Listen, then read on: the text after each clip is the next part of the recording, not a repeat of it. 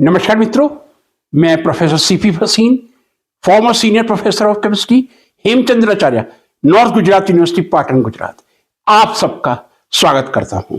मित्रों, कई बार जब हम अध्ययन करते हैं तब अध्ययन में कई ऐसे शब्द होते हैं जिसे हम उस समय तो स्वतः ग्रहण कर लेते हैं, लेकिन जब बहुत उसका डीप एनालिसिस करते हैं, गहराई से उसकी विवेचना करते हैं, मीमांसा करते हैं और उस पर मनन करने का प्रयास करते हैं, तो मन में एक असंतुष्टि पैदा होती है। और आज का यह वीडियो उस शब्द से रिलेटेड है जो आजकल इंडियन नॉलेज सिस्टम या भारतीय ज्ञान प्रणाली से जुड़ा हुआ हो सकता है। फ्रेंड्स, हम सब जानते हैं हमारी संस्कृति इतनी प्राचीन है, हमारे जो दर्शन शास्त्र हैं इतने पुराने हैं कि उनकी प्राचीनता की कल्पना की जा सकती है, लेकिन एग्जैक्ट प्राचीनता वर्षों में प्रदर्शित नहीं की जा सकती। वेद, उपवेद, पुराण, उपपुराण, ये ऐसे हमारे महाग्रंथ हैं जिन्होंने अन्य सभी ग्रंथों की रचना की है। मूल बिंदु पर आता हूं। हमारे जो भारतीय ग्रंथ हैं उनको संस्कृत के विद्वान दो भागों में विभाजित करते हैं।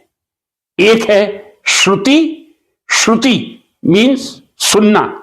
दूसरा है स्मृति, स्मृति का मतलब होता है याद रखना।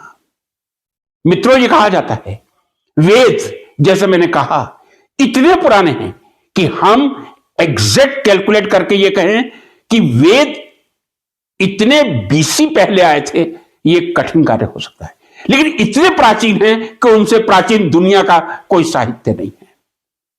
जब इतने प्राचीन हैं तो उस समय लेखन की सामग्री भी नहीं होगी।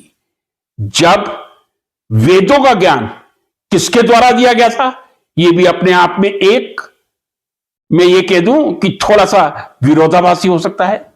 ब्रह्मा जी ने दिया था, विष्णु जी ने दिया था, महेश जी ने दिया था, लेकिन जिसने भी वेदों का ज्ञान दिया था उस समय लेखन सामग्री नहीं थी।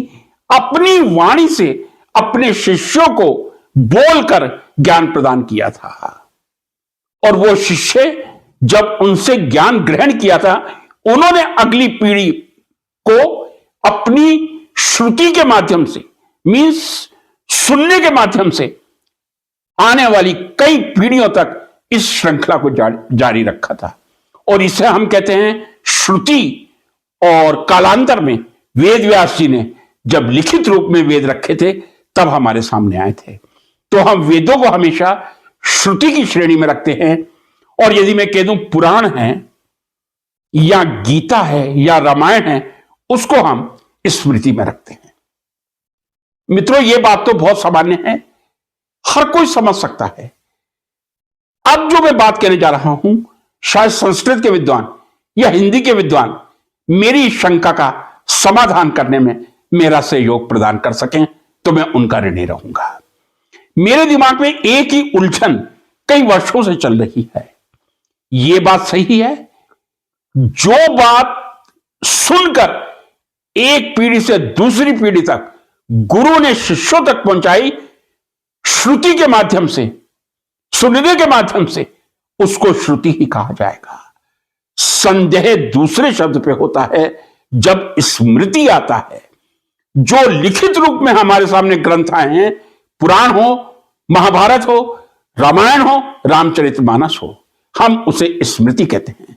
मित्रों, मेरा विरोधाभास यह है, स्मृति का मतलब होता है याद रखना।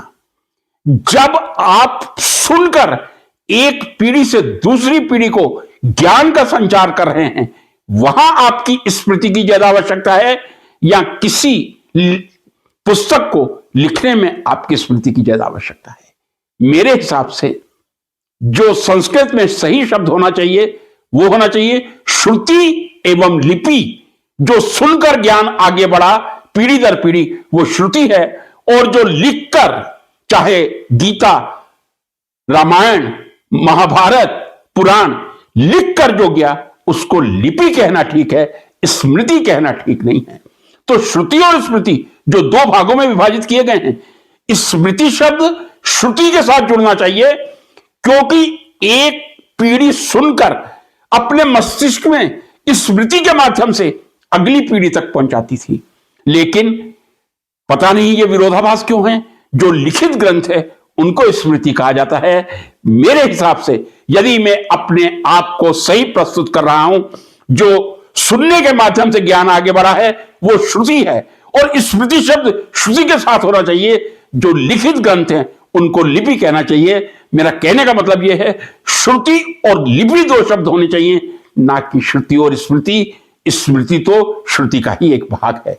मैं कितना सही हूं यह मैं नहीं कह सकता, लेकिन अपने सभी मित्रों से निवेदन करूंगा, कम से कम इस वीडियो पर कमेंट बॉक्स में लिखकर मेरा मार्गदर्शन करें। नमस्कार।